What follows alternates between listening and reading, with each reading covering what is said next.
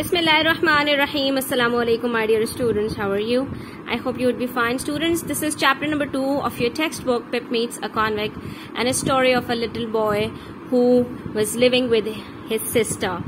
Right? So we are going to discuss this story in detail along with all the words meanings. So hold a pencil in your hands and let's start with the word meanings that are given in the box over here.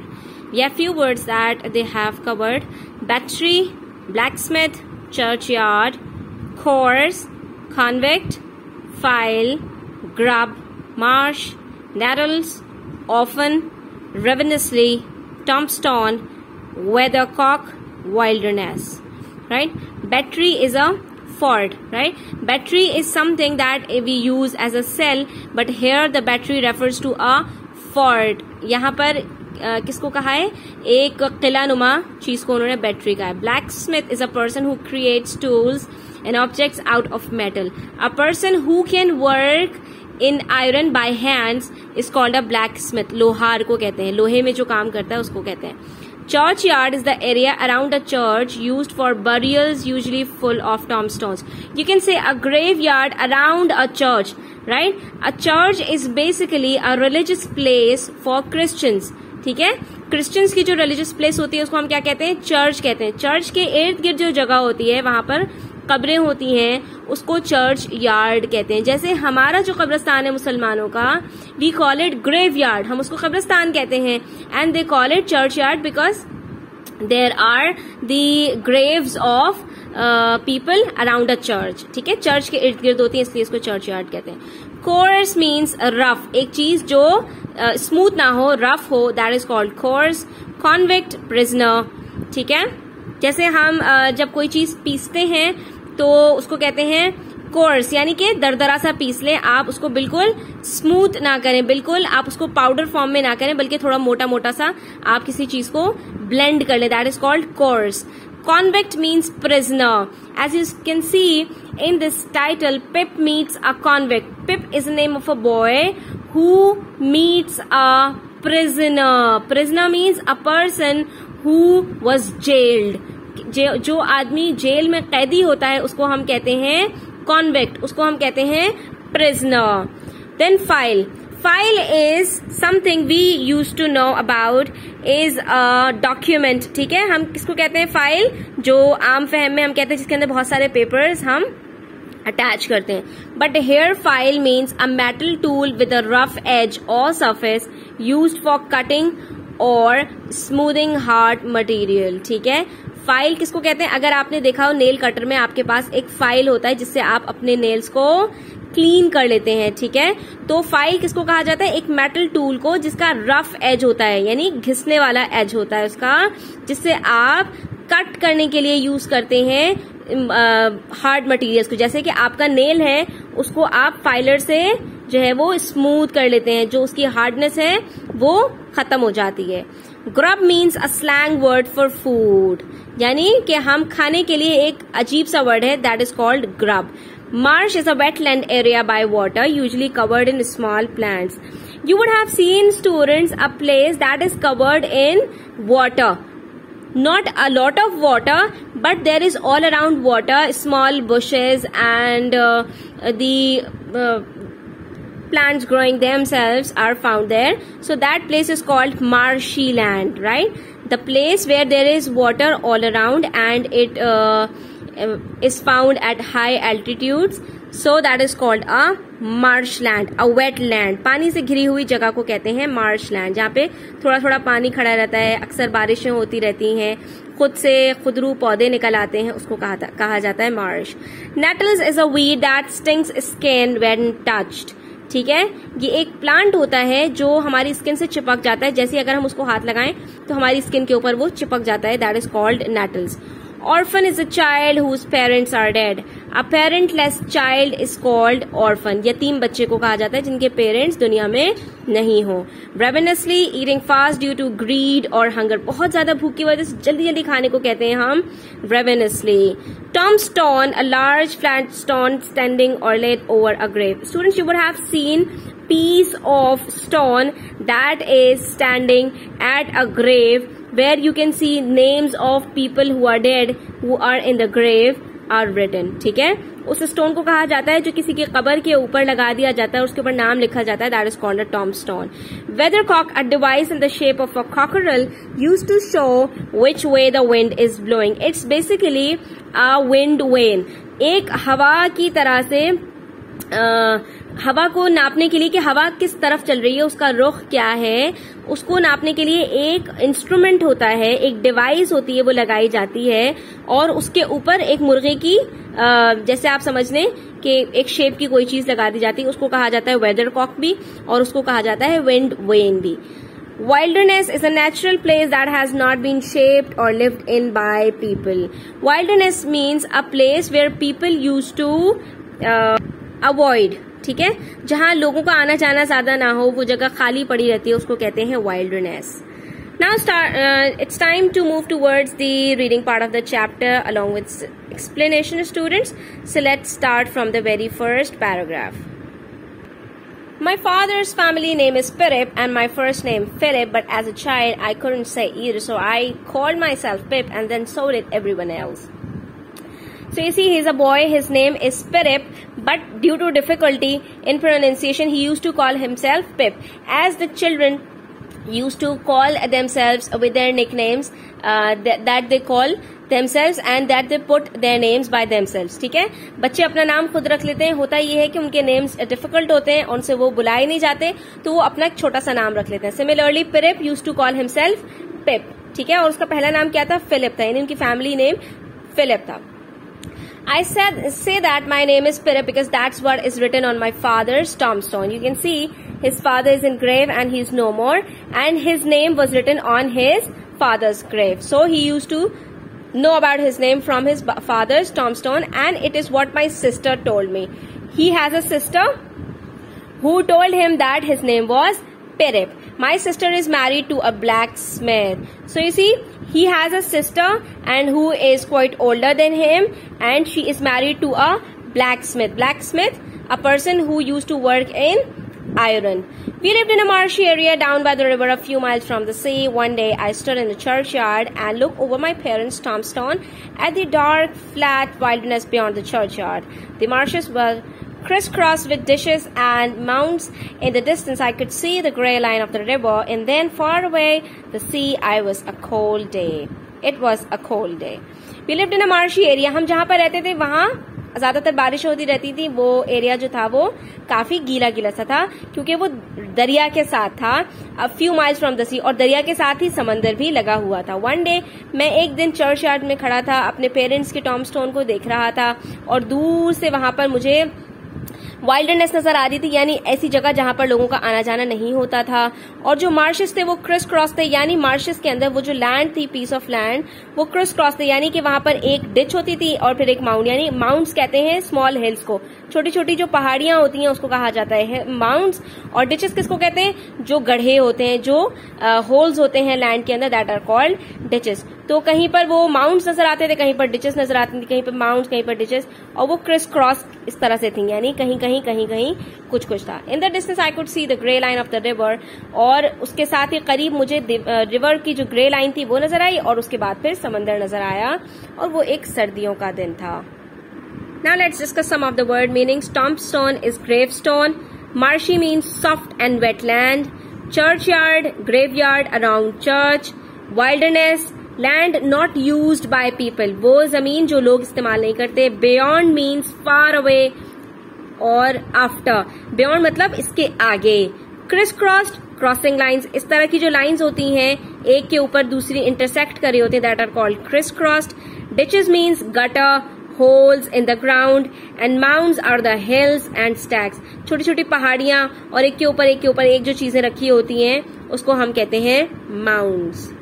Now come to page number 15. The grey land and the grey sky made me feel sad. This boy is telling us that the grey land and the grey sky made me feel sad. I suddenly realized that I was an orphan and I began to cry. I suddenly found out that I am an orphan. I have no parents, and after realizing that, after thinking about that, I started to cry. मैंने रोना शुरू कर दिया. Hold your noise, cried a terrible voice. It came from a man who had just stepped out from behind a gravestone.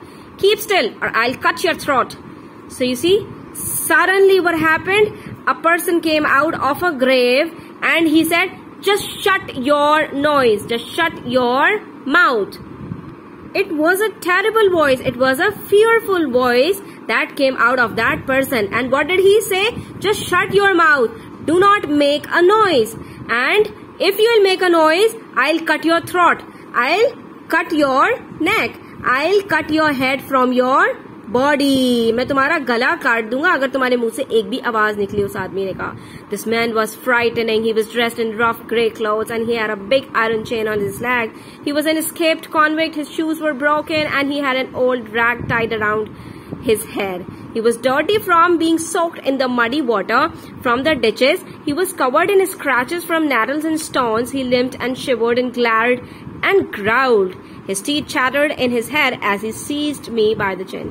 So, the writer is telling us about the physical appearance of this man, that how he used to look like. This man was frightening. वो बहुत खतरनाक आदमी था. उसने grey colour के अजीबो गरीब से कपड़े पहने हुए थे. उसके जो है वो पाँव में एक चेन बंधी हुई थी और वो एक भागा हुआ एस्केप्ड कॉन्विक्ट था. एक भागा हुआ प्रिजनर था, यानी जेल से वो भाग कर आया था. उसके जूते भी फटे हुए थे और उसके सर पर एक पुराना सा कपड़ा, एक ओल्ड रैग था जो उसके सर पर बंधा हुआ था और वो एक मडी यानी मिट्टी वाले पानी में भीगा हुआ आया था. यानी उसके पूरे कपड़ों पे सब जगह पर गीली मिट्टी लगी हुई थी. ऐसा लग रहा था कि उसने मिट्टी के अंदर कहीं पर वो छुपा रहा है. ठीक है. और he was covered in scratches from nettles and stones. और उसकी पूरी बॉडी पर स्क्रैचेस थे, निशानात थे नेटल्स और स्टोन्स की वजह से, यानी उन प्लांट्स की वजह से जो इंसान की स्किन से चिपक जाते हैं, और पत्थरों की वजह से भी. अगर हम किसी ऐसी जगह पर गिर जाएं जो जमीन के अंदर हो और वहां खराश वाले पत्थर हो तो हमारे स्किन के ऊपर अजीब गरीब से निशानात आ जाते हैं. तो उसकी बॉडी पर ऐसे ही निशानात थे. He limped and shivered and glared and growled. उसने क्या क्या किया? लिम्प्ड मतलब मुश्किल से चलना, शिवर्ड वो कांपा, और उसने गौर से मुझे देखा घूर के, और उसके बाद उसने अजीब गरीब सी आवाजें निकाली, यानी कि वो चीखा. His teeth chattered in his head as he seized me by the chin. और उसके दांतों से अजीब गरीब सी आवाज निकली जैसे ही उसने मुझे अपने चिन से दबोच लिया. Oh, don't cut my throat, sir, I pleaded in terror. Tell me your name, said the man. Quick, Pip, sir. Once more, said the man, staring at me louder. Pip, Pip, Pip, sir, Pip, Pip. So, you see, this was the conversation between the man and this boy, Pip. He was asking about his name, and the boy was begging him that not to cut his throat. Show me where you live, said the man. Point out the place. I pointed to where our village lay, a mile from the church. Next, the man was asking about him. Where did he live? वो कहाँ रहता था उसके बारे में उसने पूछा, तो उसने अपने गांव की तरफ इशारा कर दिया. The man looked at me closely, then he turned me upside down and emptied my pockets.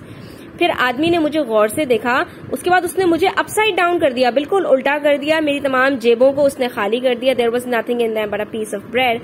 The upside down view of the church righted itself when he placed me on a high tombstone. फिर क्या हुआ? उसने जब मेरी जेबें खाली की उसमें से सिर्फ एक रोटी का टुकड़ा निकला, और उसने जब मुझे सीधा किया तो वो जो चर्च का एरिया था वो खुद ब खुद सीधा हो गया और उसने मुझे एक बहुत ऊंची जगह पर बिठा दिया.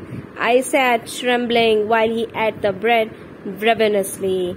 I was trembling sitting there. I was shaking. I was shivering. मैं कांप रहा था बुरी तरह से जब तक उसने जल्दी जो पीस ऑफ ब्रेड उसको मेरे पास से मिला था वो उसने खा लिया.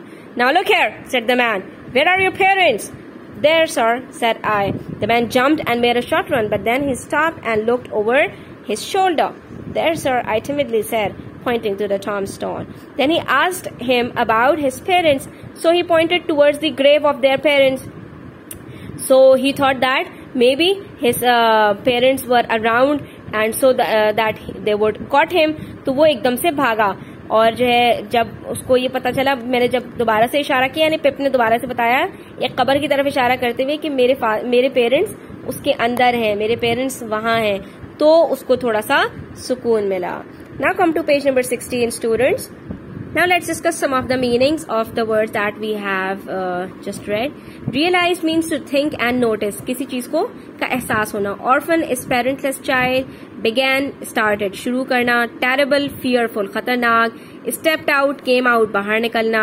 Still quiet unmoving एक चीज रुकी हुई हो, एक चीज खामोश हो, उसको कहते हैं still. Throat is the neck गले को कहते हैं escape run away भाग जाना. Rag is a piece of cloth. Soaked, wet, dipped in water किसी चीज को पानी में भिगो देना. Scratches, marks, lines on skin. Scratches किसको कहते हैं? खराश को कहते हैं जो आपके जिस्म पर निशानात बन जाते हैं चोटों की वजह से. Nettles is blue grass plant. It's a plant that sticks to your skin when touched. Limped, walk with difficulty. मुश्किल से चलने को कहते हैं, लंगड़ाने को कहते हैं. Shivered, shake slightly. कप कपाने को कहते हैं. Glare means to look angrily. Growl means to bark, to make a very shouting voice. Oh, said the man, so who do you live with? If I let you live, which I haven't made up my mind about. My sister, sir, Mrs. Joe Gargery, wife of Joe Gargery, the blacksmith, sir. Blacksmith, said he, and looked down at his leg.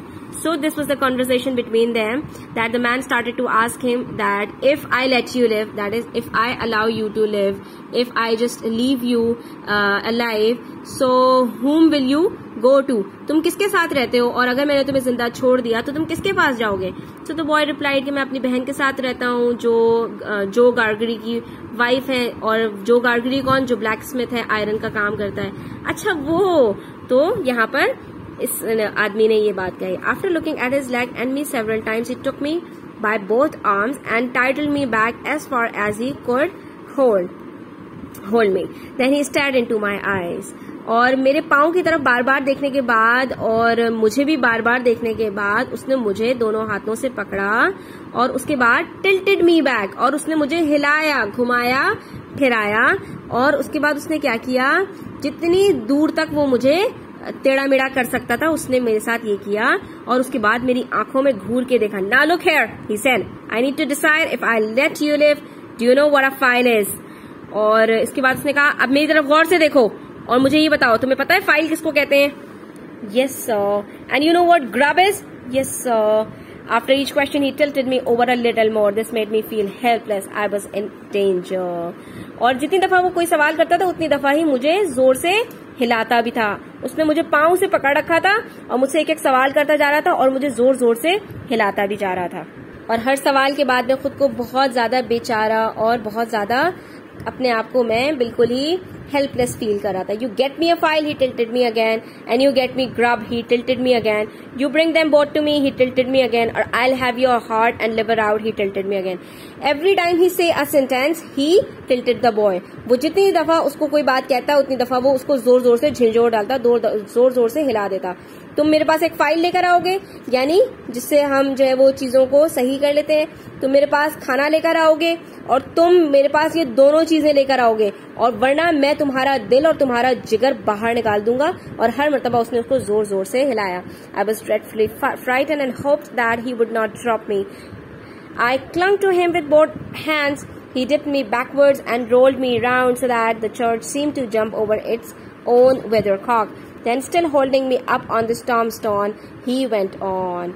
मैं बहुत ज़्यादा extremely मैं खौफज़दा हो गया था और ये सोच रहा था कि कहीं मुझे ये ज़मीन पर ना फेंक दे. मैंने उसको दोनों हाथों के साथ मजबूती से पकड़ लिया. आई क्लंग टू हिम, मैं उससे स्टिक हो गया, बिल्कुल चिपक गया उसके साथ अपने दोनों हाथों के साथ, ताकि वो मुझे फेंक ना दे. ठीक है. और उसने मुझे नीचे की तरफ झुकाया, फिर मुझे उसने रोल किया, गोल गोल फेंका. और उसके बाद क्या हुआ, ऐसा लग रहा था जैसे जो चर्च है मेरे सामने वो एक विंड वेन की तरह जोर जोर से घूम रहा हो. जैसे हमें चक्कर आ रहे होते हैं ना, तो हर चीज घूमती हुई महसूस होती है. तो उस बच्चे के साथ भी यही हो रहा था कि वो इतना ज्यादा उसको टिल्ट कर रहा था, घुमा रहा था कि वो उसके सामने दुनिया बिल्कुल घूमना शुरू हो गई. Then still holding me up on the tombstone he went on. फिर आगे उसने कहा, early tomorrow morning bring that file and the grub. मेरे पास तुम फाइल भी लेकर आओगे और ग्रब भी लेकर आओगे. You bring the lot to me, और बहुत सारा लेकर आओगे. At that old battery over there, वो जो तुम्हें वहां पर एक फोर्ट नजर आ रहा है ना, किला नजर आ रहा है, एक बैटरी, वहां पर आना है. तुमने जगह भी बताई और क्या क्या चीजें लेकर आनी है वो भी बताया यहाँ पर. Let's discuss some of the meanings. Chattered means talked. बातें करना। Seize means to grab and capture, किसी चीज को जोर जबरदस्ती से पकड़ लेना। प्लेडेड, बेग्ड एंड रिक्वेस्टेड, किसी की मिन्नत समाजत करना। Staring means to look someone very closely, गौर से किसी चीज को देखना। टिमिडली, फ्राइटेंड, बहुत ज्यादा खौफजदा हो जाना। लेट मीन्स अलाउ, किसी को कोई काम करने देना। Tilted, to bend at an angle, किसी को टेढ़ा मेढ़ा करना। ड्रेडफुली, एक्सट्रीमली, वेरी, बहुत ज्यादा।